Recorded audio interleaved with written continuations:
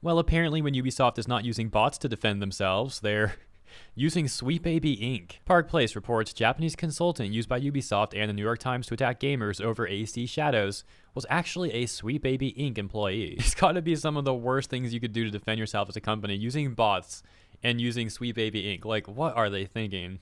In a most recent hit piece by the New York Times that appears to have been done in collaboration with Ubisoft, the outlet's Zachary Small cited a so-called Japanese consultant and translator who claimed that criticism of the game was being done by individuals in the West using translators, and that the Japanese people were not upset with how the game not only featured Yasuke as a protagonist, but that he's depicted as a samurai. Bro, people in Japan literally made a song that mocks AC Shadows that in only 2 months has already gotten nearly 3 million views. And of course, all over the internet, plenty of Japanese people have also criticized Ubisoft, plenty of videos, plenty of posts all over social media, etc., etc. And these bootlickers really want to try and say that it's all just Westerners using translators. They then write about Hashimoto, who, as you can see here, was listed as a freelance narrative design consultant over at Sweet Baby Inc. And they say Hashimoto told the New York Times, quote, "It was people in the West who were upset with seeing Yasuke as a samurai." Small added, Small, for those that don't know, is the journalist behind said New York Times article.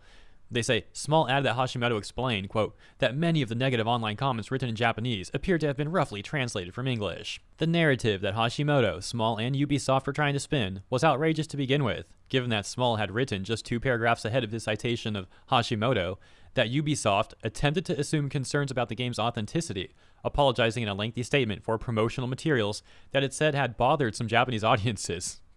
Another contradiction there. Even before this, Small noted, the inclusion of Yasuke was the primary complaint, but observers also pointed to the presence of Chinese architecture and period inappropriate flags. The controversy became so heated that a small right-wing political party in Japan formally asked the government to comment on what is considered historical inaccuracies.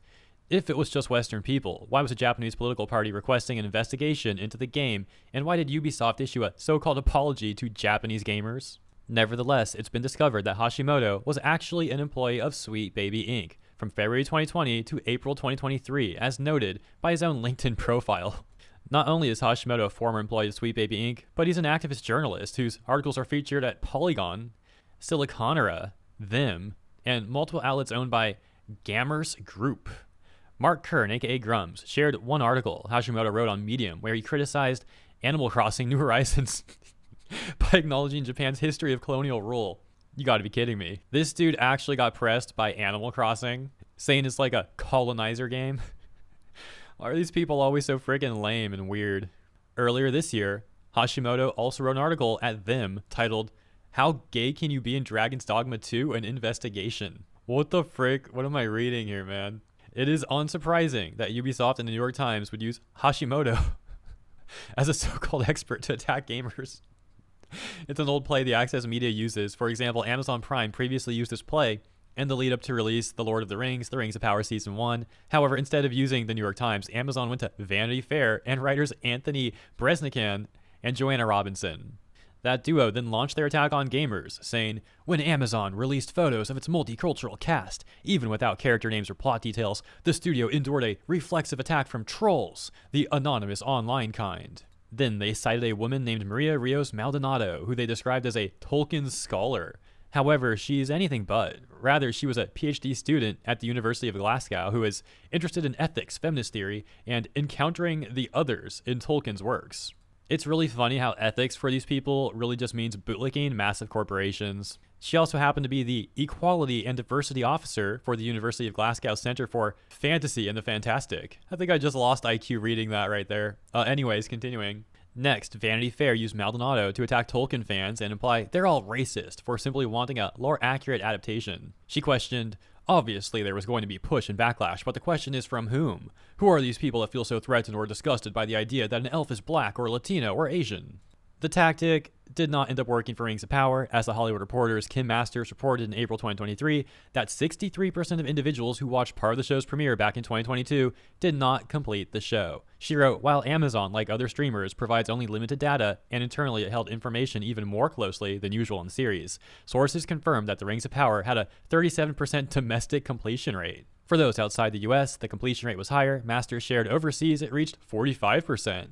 A 50% completion rate would be solid, but not spectacular, according to insiders. And so this sort of tactic is also unlikely to work with Assassin's Creed Shadows, as Ubisoft CEO Yves Guillemot already revealed that the game is unlikely to be the best-selling Assassin's Creed game of all time.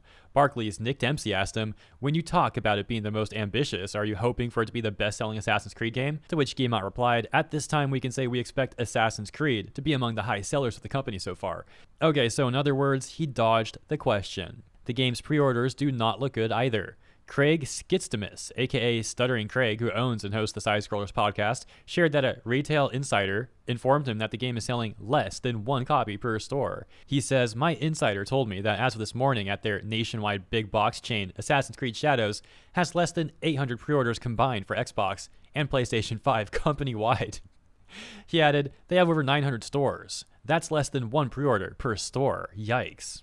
On the PlayStation Store, the Ultimate Edition of the game, which costs around $130, is ranked 16th behind New World Eternum, Dragon Age: The Veilguard, Silent Hill 2, Mortal Kombat 1 Chaos Reigns Expansion, and Dragon Ball Sparking Zero, which, by the way, is a game that I'm excited for. Budokai Tenkaichi 3 was one of the best fighting games of all time. As for Assassin's Creed Shadows, the base game is even further down the list in the 21st place behind Disney epic Mickey Rebrushed, Throne and Liberty, and Sonic X Shadow Generations. The Gold Edition sits on the second page in 30th place.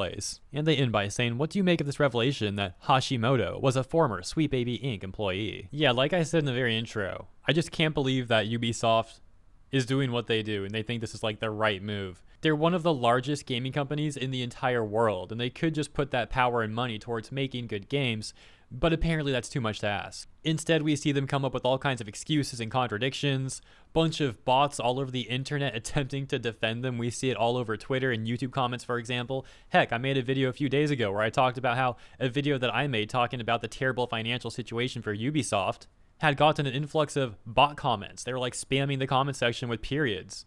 And then in between the period spam, there were other bots leaving comments attempting to defend Ubisoft and Star Wars Outlaws, but their comments sounded so nonsensical. And now it looks like the New York Times is collaborating with some ex-Sweet Baby Inc. employee to defend Ubisoft as well. This whole situation is just so bizarre. On top of all that, there was the old news where they came out with Skull and Bones trying to say this is like a quadruple A game, everybody. And then the whole like gamers need to get comfortable not owning their games. It's like the majority of stuff that comes out from this company is just like the worst statements and the worst actions they could possibly do. It's like they have an option. Do you want to do something good or do you want to do like the worst option possible? And they always pick the worst option.